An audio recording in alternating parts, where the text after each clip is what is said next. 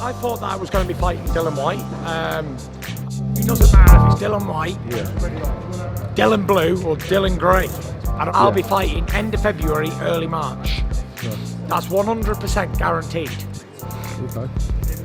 And who it is, I just don't give a damn, because the outcome's always going to be the same.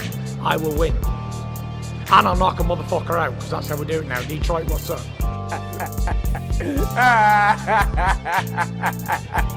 The WBC has ordered Tyson Fury to defend his WBC belt against Dillian Whyte.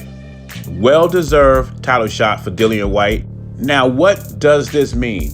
It's a lot of scenarios can happen. This fight, I don't believe this fight's going to happen until the contracts are signed. But the narrative going around today is this is a tune-up fight for Tyson Fury. I think Tyson Fury is the favorite to win the fight, but in no shape or form I think Dillian Whyte's a tune-up. And then they compare him to Derek Chisora. In my personal opinion, I think Dillian Whyte is a better fighter than Derek Chisora. You look at Dillian Whyte's 2 losses. He lost to Anthony Joshua. There's no harm in that. And he lost to Povetkin, a fight he was winning. He got caught. Both were top 10 heavyweights at that time. I personally believe that Dillian Whyte's skill set is better than Deontay Wilder's, which is not hard to do. So I do not think this is a tune-up for Fury, even though I got Fury winning the fight. I don't think he can wax him like Povetkin did, or AJ. And it's a fight I want to see. I think Dillian Whyte deserves a title shot. But like I said in the beginning, there's plenty of things that can happen and this fight will not take place. I don't think Dillian Whyte's shoulder injury is going to be a factor in this fight not being made.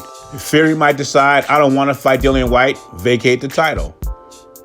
They may move Tyson Fury to franchise.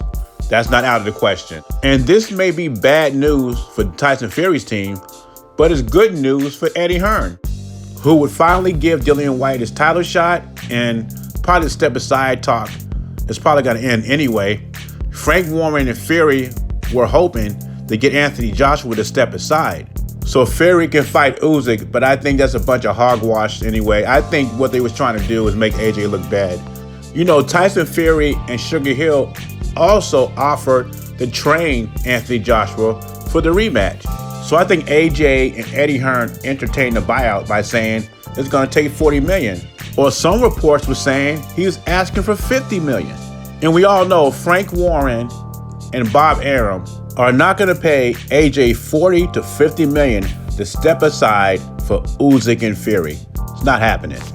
They didn't even want to pay Wilder $5 or $10 million. They want to pay Wilder anything. I think it was AJ's way of saying, there is no way I'm stepping aside of my rematch. And if I am considering, you better come with some big bank, like $40 to $50 million. And we know Bob Arum is cheap as hell. He's probably laughing at those numbers.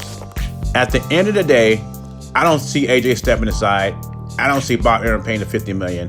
I think Usyk and AJ will do the rematch next year, especially after the WBC ordered Fury to fight Whyte. The heavyweight division gets more and more interesting. Let's see if Fury will follow through and fight Whyte, or vacate the WBC belt, or become franchise. We shall see. Anyway, leave your thoughts and comments below. JBZ, I'm gone.